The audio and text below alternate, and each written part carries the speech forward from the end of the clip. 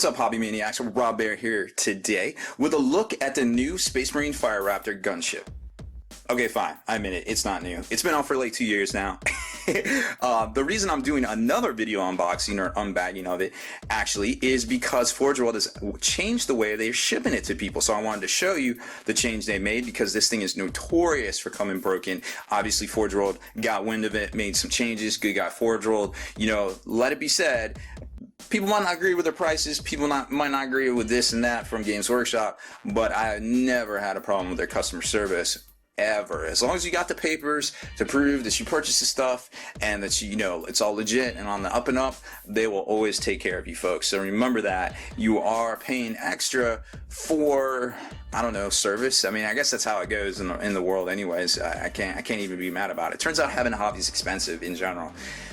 Who knew? Anyways, but before we get to the actual review itself, I would like to encourage you to stay in the trenches. Make sure you subscribe to this YouTube channel. Check out the blog, spikybits.com, and head on over to thelongwar.net. That's the home of the battle reports for exclusive content, early access videos, and more. Become a veteran of the Long War today. Oh, and one more thing, don't forget to check out patreon.com/spikybits. That's where you can actually support all the video tutorials, features, and things we do here.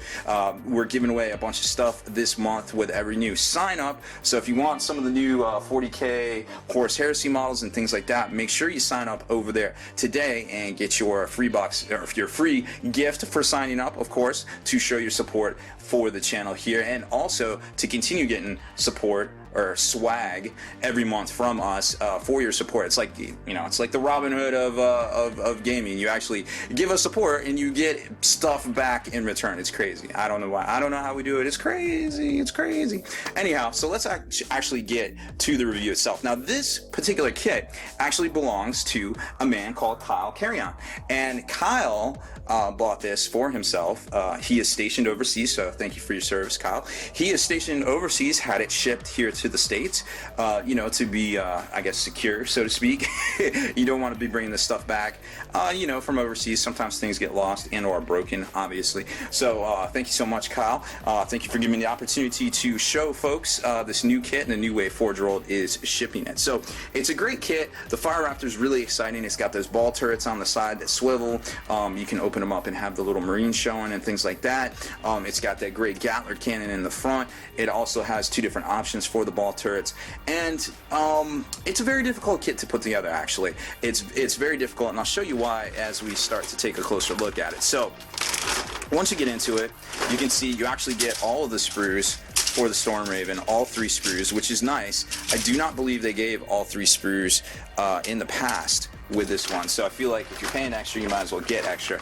A bag of parts, of course, another bag of parts, and the glass. And notice how they put it in a bag so it doesn't get destroyed and all dinged up. Of course, you got the base and your instruction manual, and then some of the bigger pieces too, like the actual excuse me, this is the rear fuselage area. You can kind of see it right there. That kind of goes in between everything, and kind of that's actually like the, I guess, the cornerstone of the actual kit that kind of pulls everything together and locks it in all plumb and flush. And then here's the bottom as well, kind of the same deal, but you know, kind of not more of like in a longitudinal kind of way, not necessarily a latitudinal kind of keystone kind of thing. And this is what I really wanted to show you guys. This was a huge problem. This thing was snapping, as you can tell right here where the ball turret joints are. This thing was snapping. Like when I got mine 2 years ago, it snapped. You know, I've seen a lot of folks get them snapped, but by putting this piece of cardboard in there and actually rubber banding it together, I think Forge World has obviously eliminated the need for that, and also it gives a little bit more strength and it doesn't get all super bendy wonky, because when you're matching this up, as you're going to see in the instructions here, when you're matching this thing up to the actual plastic components, you have to apply heat. You have to bend this somehow, and you know, because you not only do you have to get flush, you also have to get plumb at a perpendicular angle too on the bottom and the top of the fuselage. So it's very difficult to actually assemble for most novice people, to be quite honest. I've been paid to put a couple of these together, and let me tell you what, it's no joke. It is a veteran, a hobby veteran level kind of kit as far as that goes. So this gives you an idea of what you're getting into, but fortunately if you buy it, it's probably going to come, you know, not destroyed from across the ocean. So let's take a closer look real quick at all of this. Obviously you have the Storm Raven. This no real you know, surprise here. This kit's been out for many years, you know, 2012 I believe. So you get all of that, and you get the clear plastic piece, clear plastic cockpit.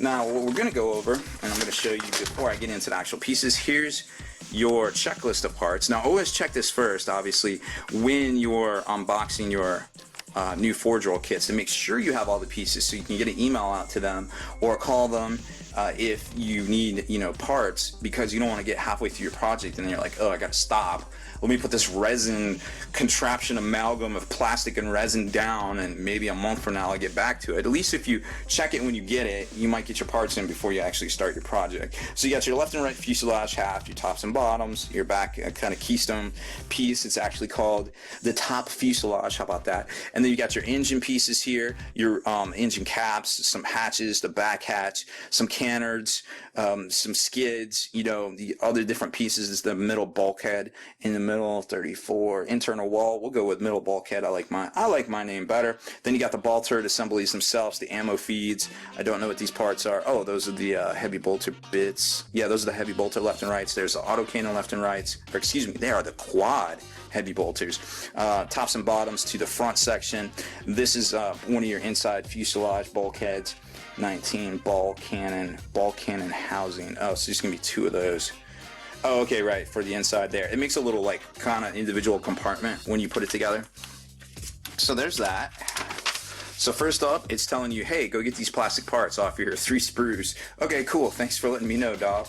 All right, and then you get a little ahead here. Let's not skip to the end of the novel, shall we? And then you've got, hey, guess what? Time to get real. So you take the bottom piece, okay, which is, this is all resin. This is going to be a super resin component here. So you want to make sure you do a good job. Use your rubber bands, use your heat, apply it where necessary, get it all plumb and flush. This is crucial to making the rest of your kit not suck.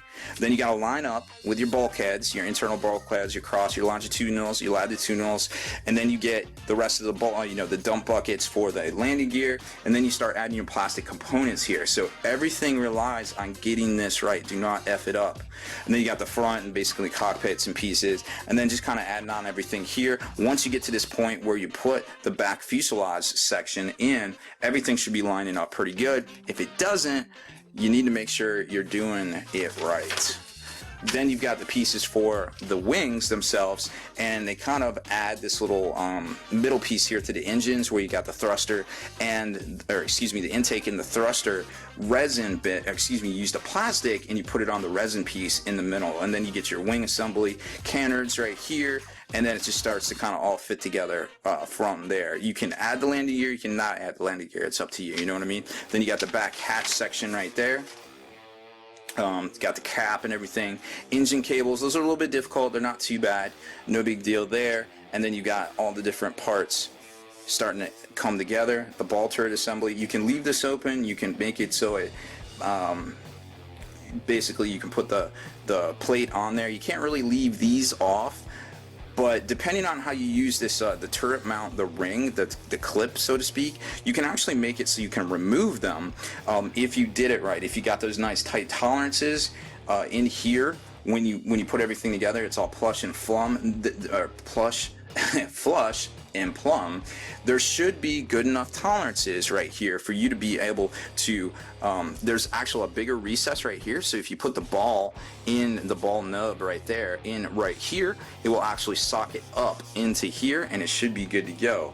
Dry fit everything so you don't mess it up, because it's easier to paint that removed than not removed. And then there's the rest. You put the rear hatch on there, and then the rest of the pieces to the front. So it's actually, you know, once you get everything squared up and perpendicular and all good to go, it's a really easy kit to get flowing, but to get into that actual point. So there's your rear fuselage section that we already covered. You know, you've got the front and left fuselage right there. Then you got the bottom, which is, you know, basically gonna fit in right here. Excuse me, right here. and because that right there, that part right there is actually going to fit around the ball turrets themselves once you build that little compartment. And then we get to the actual bigger pieces in this one bag. Now I'm not going to lay them all out because we don't need all of them, but you got the cannons, you got your winglets, your engine block, your internal fuselage, and your 2 internal fuselages. Everything else is completely symmetrical and redundant at that point. So there's those pieces. Gives you a good idea, and they're, you know, they did a good job casting them. I mean, it's high quality detail. It definitely matches the Storm Raven look and feel, so to speak. I mean, they're really coming along. They've retooled this since they started producing them. I guess in about 2000, I want to say 2013 for the Aeronautical Imperialis book, but I could be wrong. It could have been. I'm pretty sure it's 2013. We'll go with that. And then there's the big bulkhead pieces there, and then here's all the little giblets. This you really start seeing, like, you got the actual there's those clips I was telling you about that will socket into the bottom and the top of the ball joint areas. You got your weapon sprues for the autocannon. There's your Space Marine gunner. What else do we got in here? There's some of the VTOL bits. It's a little bit different from the actual plastic kit. There's your bucket for the landing gear. Here's your sweet Gatler cannon for the front. Unfortunately, it's not quite as long. Nothing too crazy like an A10, but it's really neat looking. Then you got the fairings for the front. Some more parts for the actual dudes inside. Some hoses for the back that I told you about. You do want to check those and make sure they fit right. You may have to apply some heat to get them to affix correctly onto the whole assembly. And then there's the intakes for the actual engine, and then here's the cover for the VTOL, vertical takeoff and landing jets, and the cap for the Storm Raven turret itself. So there's basically all the parts that aren't doubled. Like I said, it's a fairly straightforward kit once you get you know, a good foundation built for it, that's nice and square and perpendicular. It should go together in no time, but from there, you know, it's very important that you get that foundation built first, so you don't mess it up. So it's a cool kit. You know, a lot of people are getting into Horus Heresy right now, and I feel like this is one of the better ones. It's a good buy. You know, Spartan tank, obviously a good buy too. For the Horus Heresy. So it's just good times. It's a great looking ship. You could obviously use it dual purpose. You could use it as a Storm Raven at 40k. You could use it as its intended purpose for 30k. It's also available for use in Warhammer 40k as well. So that's it for my video review and unbagging of this Forge World kit, this ubiquitous Forge World Fire Raptor